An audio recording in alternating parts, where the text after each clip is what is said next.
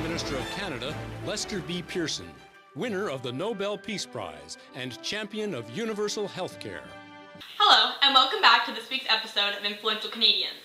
I'm Amanda Scott, and on the show, we are very lucky to have Toronto's very own Lester B. Pearson. Mr. Pearson was born in York on April 23, 1897, and has just recently announced his resignation from politics, and that he will be stepping down from the position of Prime Minister of Canada. He introduced Canada to universal health care, student loans, and the current Canadian flag. In 1957, he won the Nobel Peace Prize for his work with the Suez Canal crisis. Let's give a warm welcome to Mr. Pearson. Hello, and thank you for having me. And please, call me Lester.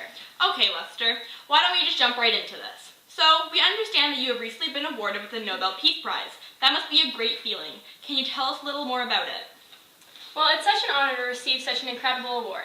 A couple years back, Israel invaded Egypt in an attempt to regain the control of the Suez Canal. Shortly after, Britain and France followed in their attempt to remove the current Egyptian president, Nasser, from power.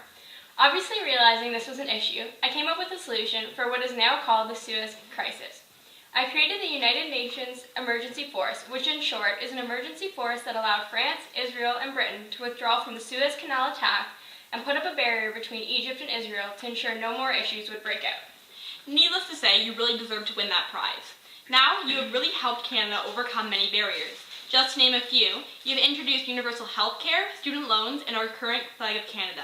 Can you explain those to our audience? Well, as I'm sure you all know, our Canadian flag was just a small contribution that I made to Canadian society. I really think the major contribution that I made was the healthcare system. Universal healthcare is basically just financial coverage of our healthcare. I realized how expensive just a simple visit to the doctor was, and I thought that this was essential for Canadian society. Lastly, of course, I introduced student loans, which help students cover many different things, such as university tuition, books, and especially living expenses, which, as we know, can add up pretty quickly. Can I get you to explain Bill C-168 to everyone? This was a new change to our government, correct? Yes, this was a very new change, actually. It hadn't quite been a year since this change has been made. However, I believe it is a stepping stone in the right direction for Canadian society. Can you explain this bill a little more? It's very simple, actually. Basically, the bill was a way for me to eliminate capital punishment from Canada. It ensured that if someone was wrongly accused, we could correct our mistakes. Well, I think that's all the time we have for today. Thank you for your time, and although we are sad to hear that you will be stepping down, we are very pleased with all that you have done for Canada. Thank you again. Thank you for having me. Well, that's all we have for today's episode. Thanks for joining us, and be sure to tune in next week for an interview with Canadian Tommy Douglas.